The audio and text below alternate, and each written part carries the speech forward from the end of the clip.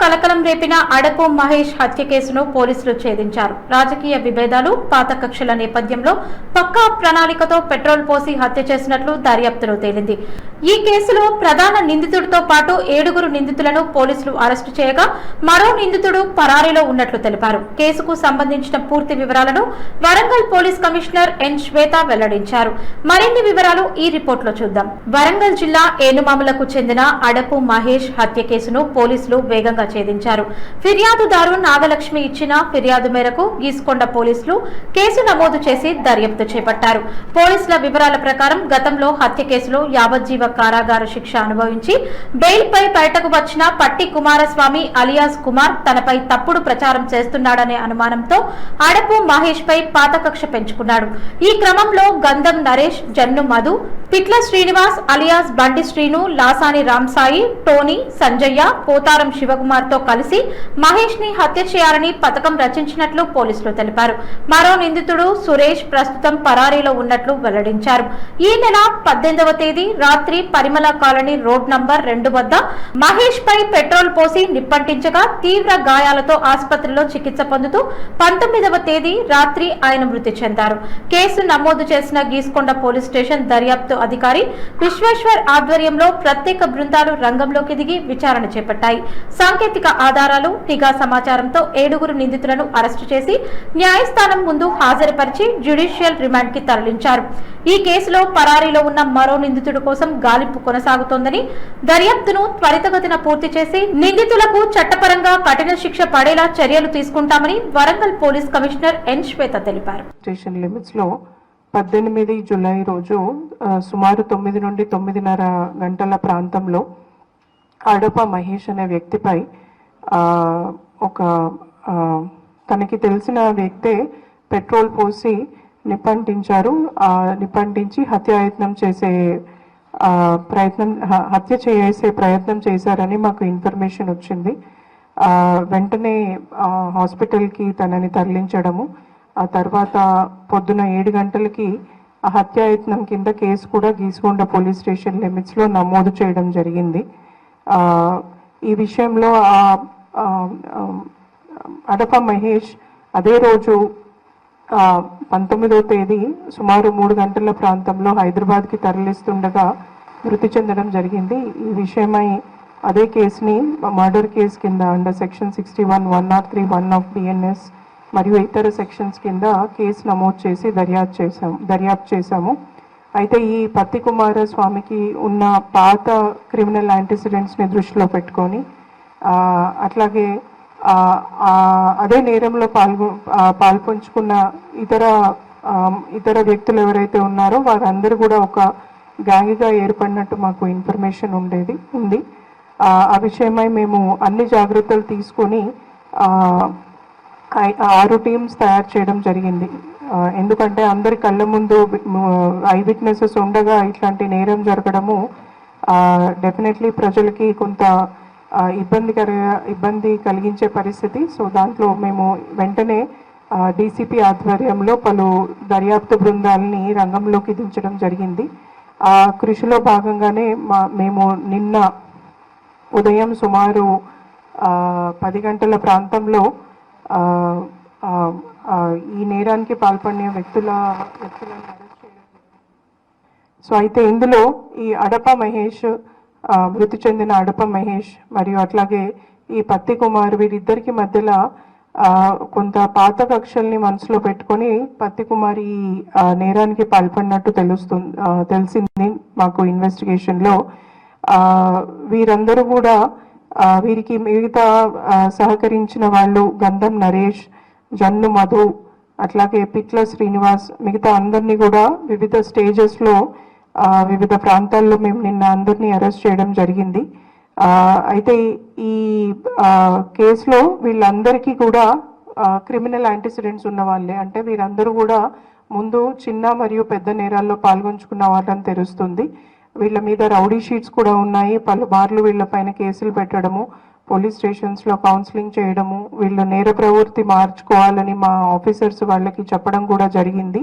దానికి తగిన చర్యలు కూడా తీసుకోవడం జరిగింది. కానీ మళ్ళీ కూడా ఈ చర్యకి పాల్పడ్డారు. అందుకే ఈ కేసుని మేము చాలా సీరియస్గా తీసుకొని ఇన్వెస్టిగేషన్ పకడ్బందీగా డీసీపీ గారి ఆధ్వర్యంలో చేయడం జరుగుతుంది. అదే మార్గంలో నేను ఈరోజు పొద్దున వాళ్ళని మెజిస్ట్రేట్ ముందు ప్రవేశపెట్టడము, వాళ్ళకి 14 రోజుల జ్యుడిషియల్ రిమాండ్ విధించడం జరిగింది. ఈ కేసులో నిందితుల్ని పట్టుకోవడంలో ఎందుకంటే నేరం జరగగానే నిందితుడు బికాజ్ ముందే తను నేరాల్లో పాల్గొంచుకున్న అనుభవం ఉంది, అరెస్ట్ అయిన అనుభవం ఉంది. కాబట్టి పోలీసులు ఎలా పనిచేస్తారు అని ఫోన్స్ ఆఫ్ చేసుకొని చేయడము అండ్ పాల్గొన్న వాళ్ళంతా వివిధ ప్రాంతాల్లోకి వెళ్ళిపోవడం జరిగింది. అయినా కూడా డీసీపీ గారి ఆధ్వర్యంలో టీమ్స్ చాలా చాకచక్యంగా టెక్నికల్ ఎవిడెన్సెస్ అన్నీ కూడా కలెక్ట్ చేసి ఎస్హెచ్ఓ మరియు ఏసీపీ మామ్నూర్ వీరందరూ కూడా ప్లస్ మా సిడిఆర్ అనాలిసిస్ టీం వీళ్ళందరూ కూడా వీళ్ళ లొకేషన్ని ట్రేస్ చేయడము, వీళ్ళ అందరినీ నిన్న మార్నింగ్ అరెస్ట్ చేయడం జరిగింది. ఇందులో మా ఆఫీసర్స్ డీసీపీ ఈస్ట్ అంకిత్, అట్లాగే ఏసీపీ మామ్నూరు వెంకటేష్, అట్లాగే ఎస్హెచ్ఓ గీసుగుండ విశ్వేశ్వర్ వీరంతో పాటు మిగతా ఆఫీసర్స్, టాస్క్ ఫోర్స్ ఏసీపీ మిగతా అందరూ కూడా ఎంతో సహకరించి జిల్లా అధికారులందరూ కూడా ఒక టీంలా పనిచేసి ఈ కేసును డిటెక్ట్ చేయడంలో అందరూ కృషి చేశారు. ఆ కృషికి నేను అందరికీ కూడా అభినందనలు తెలియజేస్తున్నాను. Thank you. నేరం చేయడము అనేది ఒక అలవాటుగా మార్చుకోవడము, దాన్ని డెఫినెట్లీ అరికట్టడం జరుగుతుంది. మా పోలీస్ స్టేషన్స్లో ఉన్న ఇన్ఫర్మేషన్, మా సిపి ఆఫీస్లో ఉన్న ఇన్ఫర్మేషన్ ప్రకారము 700 పైగా రౌడీ షీట్స్ ఉన్నాయి. ఆ రౌడీ షీట్స్ని మేము రాగానే కూడా మొదలు పెట్టడం జరిగింది. ఆ ఎక్సర్సైజ్ డీజీ గారి ఆదేశాల ప్రకారము ప్రతి ఒక్క రౌడీ షీట్ మీద ఏమేం కేసులు ఉన్నాయి, ఆ కేసులు ఏ స్టేజ్లో ఉన్నాయి, వాళ్ళ ప్రజెంట్ యాక్టివిటీస్ ఏంటి అనేది ఒక మామూలుగా రొటీన్గా చేసే విధానంలోనే కాకుండా ఒక సిస్టమాటిక్ అప్రోచ్లో ఇప్పటి నుండి ముందుకు వెళ్ళడం జరుగుతుంది. దాని పర్యవసానాలు ఎలా ఉంటాయి, దాని లీగల్ స్టెప్స్ ఎలా ఉంటాయి అని రానున్న రోజుల్లో మీ అందరికీ స్టెప్ బై స్టెప్ తెలుస్తుంది. అది నేను ఈ ప్లాట్ఫామ్ మీద డిస్క్లోజ్ చేయలేను. బట్ లీగల్ పద్ధతిలో మన చట్ట మార్గం ద్వారానే వీళ్ళు మరీ ఒక్కసారి నేరాలు చేయకుండా చేయడానికి చట్టంలోనే చాలా మార్గాలు ఉన్నాయి. ఆ మార్గాలన్నీ కూడా మేము సిస్టమేటిక్గా అంటే ఒక క్రమ పద్ధతిలో వాడడం జరుగుతుంది. దాని మీద మా ఆఫీసర్స్కి ట్రైనింగ్ ఇవ్వడం జరుగుతుంది. ఎట్టి పరిస్థితుల్లో కూడా ఏదైనా పర్సనల్ కక్షల వల్ల తాగిన మైకంలో చేయడము ఆ నేరాలు వేరు. బట్ ప్రజలకి భయాందోళనలు కలిగించే నేరాలు చేసే వాళ్ళే మళ్ళీ మళ్ళీ చేసే నేరాలు చేయడం వేరు. ఈ దృష్టిలో నేను ప్రజలకి మీడియా ద్వారా తెలియజేయదలుచుకున్నది ఏంటంటే, ఎవరైనా ఇట్లాంటి వ్యక్తి ఏదైనా నేరాలకు పాల్పడుతున్నాడు, భయపెడుతున్నాడు, ఎక్స్టార్షన్ లాంటి యాక్టివిటీస్ చేస్తున్నారు, ఆర్ చిన్న చిన్న ఆయుధాలు, చిన్న కత్తి కావచ్చు, డమ్మీ వెపన్ కావచ్చు, ఇట్లాంటివన్నీ కట్టుకొని ప్రజల్ని భయపడే పరిస్థితికి తీసుకొస్తున్నారు అనేది ఉంటే మీరు ఎటువంటి భయం లేకుండా మాకు ఇన్ఫర్మేషన్ అందించండి. మా ఆఫీసర్స్ అందరము కూడా మేము అవైలబుల్గానే ఉన్నాము. ప్రజలు కూడా మీ డీటెయిల్స్ ఎక్కడ డిస్క్లోజ్ చేయకుండా కూడా మాకు ఆ ఇన్ఫర్మేషన్ వస్తే వాళ్ళ మీద మేము ఎట్లాంటి చర్యలు తీసుకోవాలి, ఓవర్ట్గా కోవర్ట్గా 2 రకాల చర్యలు తీసుకోవడానికి మాకు అవకాశం ఉంటుంది. ప్రజల సేఫ్టీకి భంగం కలిగించే ఎవరిని కూడా వదిలిపెట్టడం జరగదు. తప్పకుండా చట్టమైన పరమైన చర్యలు, బికాజ్ ప్రజల్లో లా అండ్ ఆర్డర్ ఎంత ఇంపార్టెంటో ప్రజలకి సెన్స్ ఆఫ్ సేఫ్టీ అంటే మేమందరము భద్రంగానే ఉన్నాము అనే సేఫ్టీ కూడా చాలా ఇంపార్టెంట్. అట్లాగే వరంగల్ టీమ్స్ ఏవైతే ఉన్నాయో చాలా టెక్నికల్లీ వెరీ సౌండ్ టీమ్స్. దొంగలు మేము అనుకున్న వాళ్ళు ఎవరు మమ్మల్ని మాకు దొరకకుండా వెళ్ళే పరిస్థితి అయితే లేదు. తప్పకుండా నేరస్తులని శిక్ష పడేటట్టు చేయగలిగే కెపాసిటీ మాకుంది. అది రానున్న రోజుల్లో డెఫినెట్లీ మీరే ముందు చూస్తారు. Thank you. ఈ పరిస్థితి ఏదైతే ఉందో మీరు అన్నట్టు అది మేము కూడా గమనించడం జరిగింది. నేను జాయిన్ అయ్యాక చాలామంది ప్రజాప్రతినిధులు, అన్ని లెవెల్స్ ప్రజాప్రతినిధులు కానీ, మీడియా వ్యక్తులు కానీ, కలిసిన ప్రజలు కానీ తప్పకుండా ఈ విషయాన్ని అయితే నా దృష్టిలోకి తీసుకొచ్చారు.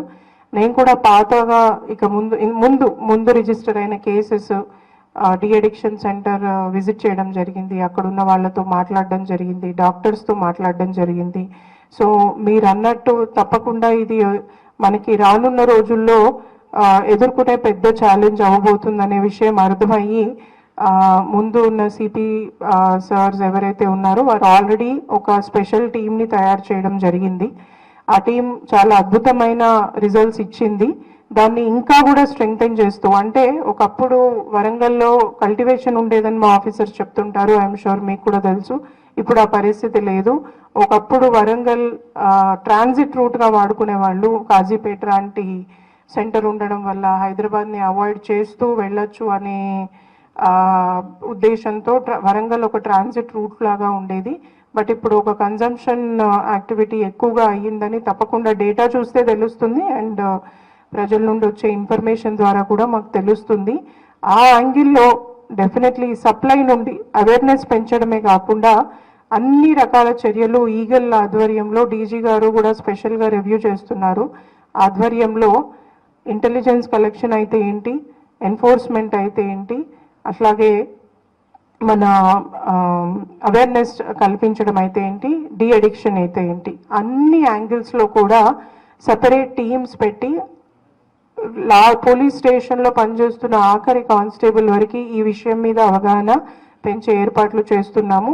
ప్రతి ఒక్క ఎస్ఐ కూడా, బికాజ్ ఒక ప్రాంతము ఒక ఏరియా అనే డిఫరెన్స్ ఏమీ లేదు.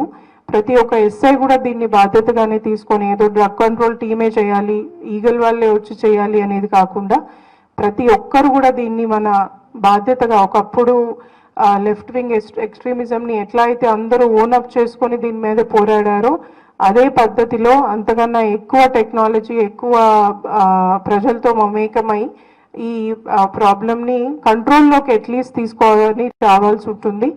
సో ఈ యాంగిల్లో నేను చెప్పినట్టు ఇంటెలిజెన్స్, ఎన్ఫోర్స్మెంట్, ఎడ్యుకేషన్, అట్లాగే డి అడిక్షన్, ఈ అన్ని యాంగిల్స్లో కూడా స్ట్రెంగ్తెన్ చేస్తాము. ఇప్పుడున్న అడిక్షన్ ట్రీట్మెంట్ ఫెసిలిటీస్లో బెడ్స్ సరిపోవట్లేదు అనేది వచ్చింది. దాన్ని షిఫ్ట్ చేయడానికి కూడా బడ్జెట్ శాంక్షన్ చేయించుకున్నాను. ఒక 30 బెడెడ్ డి అడిక్షన్ ఫెసిలిటీ తయారవుతుంది. బికాజ్ వరంగల్ అనేది ఒక రీజనల్ సెంటర్, ఎంజిఎం ఒక చాలా పెద్ద హాస్పిటల్ ఈ ఏరియాలో. ఇక్కడ వాళ్ళే కాకుండా బయట వాళ్ళు కూడా వస్తారు. అట్లాగే హెల్పింగ్ హ్యాండ్ ఫౌండేషన్లో కొంత ఫెసిలిటీ ఉంది. వాళ్ళందరినీ కూడా ఒకే బోర్డు మీదకి తీసుకొచ్చి, అంటే ఒకరే చేస్తే అవ్వదు, ఇందులో ప్రజల సహకారం అవసరము, మీడియా సహకారం అవసరము, ప్రజాప్రతినిధుల సహకారం అవసరము. వీళ్ళందరినీ కూడా ఒకే ప్లాట్ఫామ్కి తీసుకొచ్చి ఈ ప్రాబ్లమ్ని గట్టిగా నా నుండి మా పోలీస్ స్టేషన్స్లో పనిచేసే హోంగార్డ్ వరకు కూడా అందరము ఒకే ఆశయంతో ముందుకెళ్ళి ఈ ప్రాబ్లమ్ని కంట్రోల్లోకి తీసుకురావడానికి అన్ని ప్రయత్నాలు చేస్తామని మీ అందరి సుముఖంగా తెలియజేసుకుంటున్నాను.